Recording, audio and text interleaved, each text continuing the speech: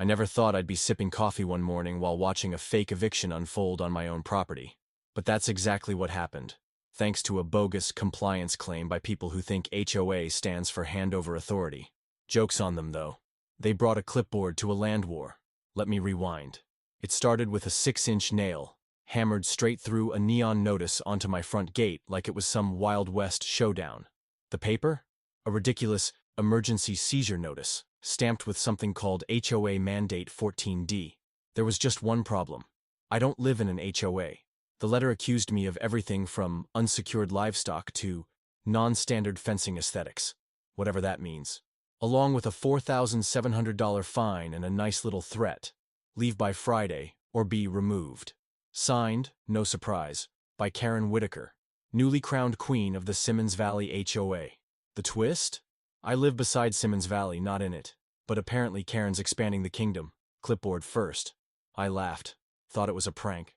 Then a matte black SUV rolled up like it was hunting fugitives. 2 guys hopped out, one with a buzz cut and a firearm, the other holding a clipboard like it came with a badge. Clipboard guys stepped forward. "We're conducting a visual sweep under HOA Expansion Authority," he said. "You got a warrant?" I asked, arms crossed. "Municipal override," he replied. "Doesn't require consent. That's a fancy way of saying no." I blocked the path. "You're not walking past this gate in cargo pants and cosplay." Buzzcut shifted his stance, hand hovering too close to his holster. "Unless you're real law enforcement, you're trespassing," I said, cool as ever. Clipboard dude pulled out his phone. "Refusal noted. Expect escalation." "Please," I told him. "I thrive on escalation." I snapped pics of their vehicle, gear, and a crookedly laminated HOA badge taped to the dash, then posted it on the town board under the headline, "New HOA Tactical Unit Spotted. Now recruiting lawn rangers?" Comments exploded. One neighbor said those same guys demanded access to her feed silo. Another called it a shakedown with khakis. But the best? Old Mr. Duffy chimed in, "Told y'all years ago, Karen's HOA ain't no neighborhood watch. It's a cult with a copy machine." My phone rang. No hello, just her voice, sharp, unbothered. "Mr. Brooks," she began, syrupy and smug. "We trust you received the notice." "You mean the vandalism nailed to my gate?" "Secured," she corrected. "Per emergency annex protocols." I wasn't part of that vote. It applied to Simmons Valley residents. I'm not one. You are now. Click. Later that night, I spotted orange flags staked across my north pasture. New markers, not mine. One goat had already chewed through one. The next morning I reported impersonation of an officer. The clerk barely blinked. "You're the 12th. Anything being done?" "Most folks just pay up." "Yeah? I'm not most folks." She slid me a sticky note. "Sheriff Luke Brooks. My brother." That call changed everything. "For walking on my own land?" I said. Karen didn't flinch. "Community enforcement, code section. You're out here playing G.I. Joe in Dockers." She stepped forward, keeping that pageant smile intact. "We can do this calmly or with consequence. Your decision." I chuckled. "You rolled out 6 pretend marshals and a drone for a barn check?" "It's more than the barn," she replied. "Unregulated animals, fencing violations, and illegal utilities." "Yeah?" I pointed to the shed. "Built in '94. Goats were born here, and the utility line's county certified. I've got the permits to prove it." "We'll evaluate that ourselves," she said, signaling 2 goons forward. They barely made it 6 steps before I whistled. 30 hooves hit the dirt like thunder. The goats, agents of pure chaos, barreled toward them. One jumped sideways, the other muttered something I won't repeat. "They hate strangers," I said, "especially ones who smell like radio static." Karen, ever theatrical, pulled out her phone. "Documenting your hostility, this will support our escalation file." I grinned for the camera. "Hope you're filming in landscape? Judges love clarity." Then, gravel crunching, an actual patrol car rolled in. Marked, real. Deputy Ramirez stepped out, calm and unreadable. "Everything okay here?" Karen turned like a character in a courtroom drama. "We're executing an HOA compliance check. Please stand down." He blinked. "You're doing what now?" She rattled off infractions. He turned to me. "You invite them?" "Nope." "You give consent for this search?" "Not a chance." "Then they're trespassing." He faced Karen. "You and your team need to leave now. And that drone? Flying over ag property without permit? That's a violation." Karen's jaw twitched. "This is absurd." "No," he said. This is the law. She stepped close, lowered her voice. Hope your niece likes applying to college with a non-compliant address. I didn't react. But inside, the air dropped 10 degrees. That wasn't procedure. That was personal. They backed off in slow, choreographed retreat. One of the younger guys glanced back at the barn. Just a flicker. Uncertainty. Maybe guilt. Then Karen barked, and he fell back in line. There's always one, I muttered. The recruit, with a soul. I walked to the barn, dragged my palm across the old siding. My father built it out of mill scraps, called it the Freedom Box. Said it'd outlast anyone trying to fence us in. Now a drone lens was pointed right at it. That evening, Luke showed up unannounced. No badge, just a six-pack. Sat on the porch like old times. Classic Karen. Smoke, mirrors, khakis. Yeah? Feels like fire.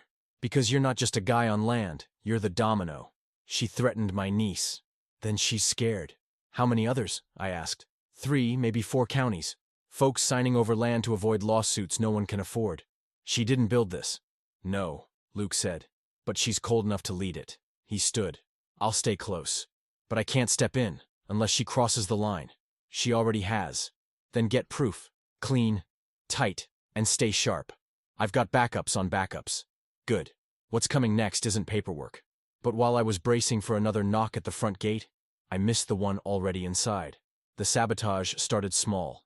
Loose latches, unplugged chargers, tools out of place. Goat in the road, dragging a survey flag like she'd won a battle. Then came the blackouts. No storms, no outages listed. But every time, during camera uploads, and the last straw, a clean slice through the pasture wire. Surgical. No rust, no bite marks. It wasn't a break-in. It was someone already inside. And when I checked the logs, the anomalies all pointed to Darren. Quiet, reliable, recently hired. Too many questions. Not about goats, about systems, backups, power sources, how I kept things running. Sounded helpful. Until it didn't. I first caught him filming. Not head-on, but chest height. Phone angled just below his chin. Camera tilted up. Not at the barn. At the loft window. Right where the safe sits. So I set a trap. Old tool shed. Left it open. Inside? A binder labeled Private Transfer Plans. Full of blank pages. 3 days later, it was gone. I didn't confront him. Not yet. I waited. And at 11:17 p.m. on a Thursday, motion triggered on the well cam. I pulled up the feed. There he was. Hoodie pulled tight, flashlight in one hand, messenger bag slung over his back, moving across my land like he owned the deed. I stepped outside with one thing in my hand. The truth. Caught him near the pump house. Forgot to clock out? I asked. He froze. Dropped the light. Dropped the bag. Ran. We cut across the pasture. I know every dip in this soil. He didn't. Tripped hard over a buried irrigation line. Hit the dirt full speed. I was on him before he could rise. You got 10 seconds to make sense, I said. He didn't grovel. He snapped. You think you're some martyr? Karen told me what this place really is. My jaw tensed. She said your dad finessed the land deal. That this was never yours to keep. She said that? She showed proof. Said you were dangerous. Said someone had to act. You mean cut my fences? Kill my power? She said if you wouldn't give it up, you'd lose it anyway. I opened the bag. Inside, a burner phone, a tablet, a hand-drawn map of my land, fence lines, camera dead zones, gate triggers. At the bottom, scrawled in red, evac order, November 4th, 2 days from now. I fired up the tablet. It launched straight into a file. Phase 3, Callahan. Satellite images, utility patterns, night vision stills from angles I never installed. One PDF stood out. Priority target, non-compliant, recommend acceleration. Luke and I read it later. Legal-sounding phrases. Narrative control diminishing. Subject resists psychological pressure. Recommend civil enforcement via HOA Clause X. At the bottom, authorization, K. Whitaker. No more guessing. She wasn't reacting. She was orchestrating. And then the final punch. Forged deeds. My name on a quitclaim transfer I never signed. Filed with the county. Stamped. Logged. Transferring ownership to something called Mason Ridge Holdings. I opened the safe and laid out the real deed. My dad's signature still in ink. Side by side, they looked nearly identical. Except mine was signed. Hers was copied. She's selling it from under you, Luke said.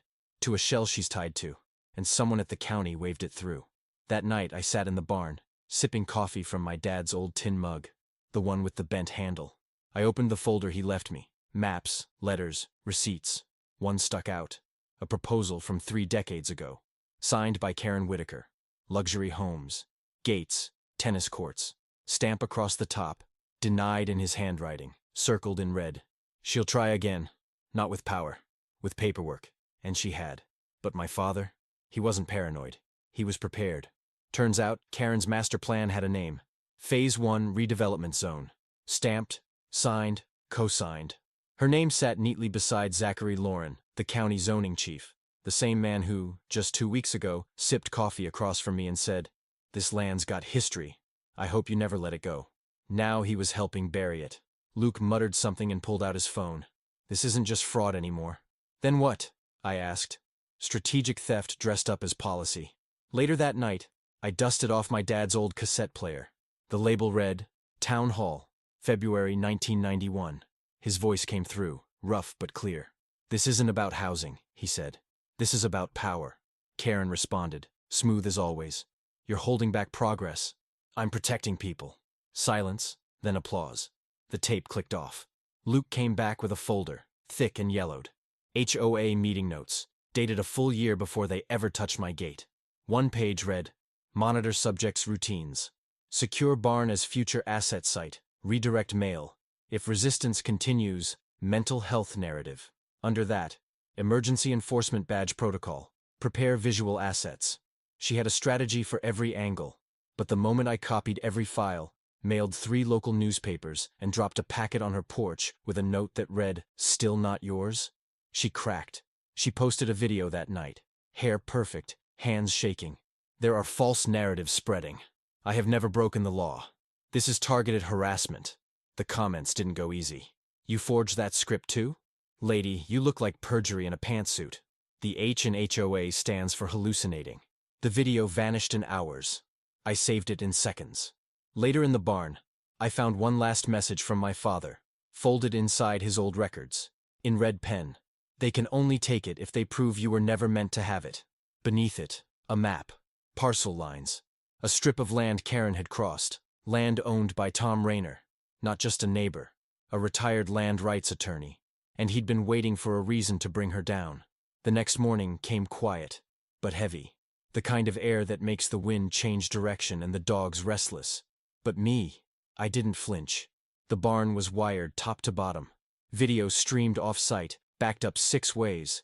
Luke's deputies were 2 fields out, binoculars up, watching it all unfold. I had one more piece in play. Plan B, East Mode. At 9:04 a.m., 5 black SUVs barreled down the gravel like they were storming a fortress. Dust kicked up, tires skidded, doors slammed hard enough to echo. Karen stepped out first. Sunglasses, neutral blazer, still wearing the look of someone who thought she had control. Behind her, 8 of her fake enforcers. Zip ties on their belts, clipboards in hand like weapons. "Mr. Brooks," she called out, loud enough for the hills to hear. "You've left us no choice." She raised a printed directive like it was law. "This land is now under administrative hold pending full inspection." I looked it over. Nice font. Too bad it's not signed by a judge. "You're in violation. You're in over your head." She gave the signal. 2 agents moved toward the south gate. One aimed for the barn, crowbar in hand. Another had a body cam blinking red. They came for a takedown. But this time, I was waiting. "Everything you're doing," I said, "is being recorded." That made them hesitate. 5 cameras streamed it all. 2 deputies watched the feed in real time. A county lawyer had eyes on it too. I gave Karen a smile. "So please, keep going." Her jaw clenched. She tried to hold her mask of control. "We have jurisdiction." "No," I said. "You have fantasies. We're acting on behalf of the community." "Which part? The ones suing you? Or the ones filming your breakdown?" That's when she snapped. "Proceed!" she barked. One of her guys, a tall kid, couldn't have been more than 20, took a step toward the barn and laid his hand on the door. That was his last bright idea. Plan B triggered. Motion sensors tripped. Spotlights exploded to life. Sirens cut through the morning air. Then a voice, deep and amplified, echoed from every corner of the land. "This is Sheriff Callahan. You are trespassing. Step away from the structure immediately." Karen flinched. Two of her crew stumbled backward. The kid with the crowbar dropped it like it was hot steel. I caught a few whispers. One guy murmured into his walkie, "She said we had clearance." Another looked back, wide-eyed. "She said we were covered." Karen ignored them. First mistake. The second? Not checking her six. From the rear pasture came a figure in a broad hat and clean boots, Don Wallace. His stride steady, his grip firm on a thick manila file. Karen didn't even clock him until he was a few steps away. "Ms. Whitaker," he said, "you've crossed into private property. This is Simmons Valley zoning tract," she began. "That tract ends 23 feet west. You're standing on my land." He raised the file. "And this is a cease and desist, effective immediately." She scoffed. "This is a community enforcement action." "That's cute," Don replied, "because the community just filed a class action suit against your HOA. Fraud, harassment, illegal seizure." He leaned in. "And the judge who tossed your hold order lives 2 blocks down." Her face cracked. First the eyes, then the mouth, then the silence. She tried to recover. "You'll regret this." I stepped up. "Already did. Back in '91 when we offered you lemonade." Then came the real closure. 4 county cruisers glided in. No sirens, just quiet inevitability. Doors opened in sync. Luke stepped out first, cool and composed. "Everybody keep your hands visible," he said. "Let's not make a mess." Karen didn't move, so Luke held up the document. "Warrant, signed. Charges include fraud, forgery, impersonation, civil code violations." "You can't arrest me," she whispered. "That's adorable," Luke replied. "But yes, I can." They cuffed her. No drama, no screams. Just the hollow collapse of someone who finally ran out of lies. Her crew fell apart fast. One tried to bolt, made it 10 feet. Another just sat in the gravel and asked, "Do I still count as a whistleblower?" Luke nodded. "If you talk fast."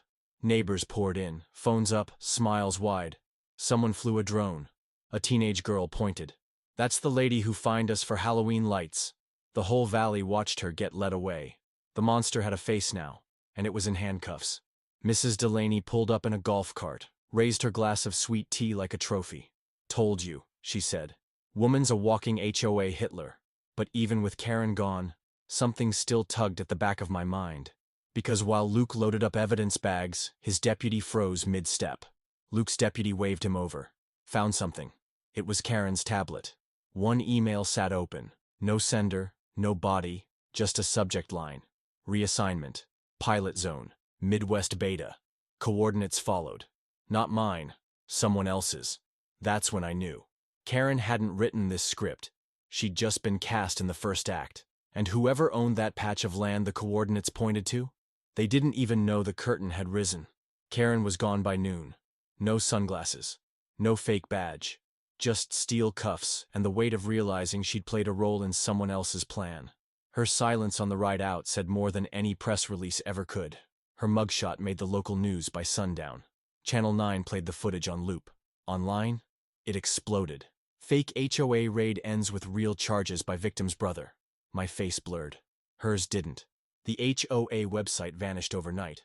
Board of directors page, dead link. Someone in town, I still don't know who, started slapping bumper stickers on truck bumpers and fence posts.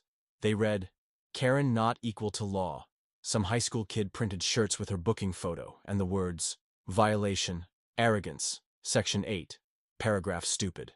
Her empire folded fast. 6 of her people flipped. 3 county employees suspended. Zachary Lawrence stepped down to focus on family. Luke told me the state DA was digging. Quiet, deep, and far-reaching. But what kept me awake wasn't her. It was that email. Pilot zone, Midwest, Beta. 2 counties over. That's where I found Grace Harlow. Small ranch, fenced tight. She met me holding a rake like a weapon. "If you're here about permits, I'm here about Karen."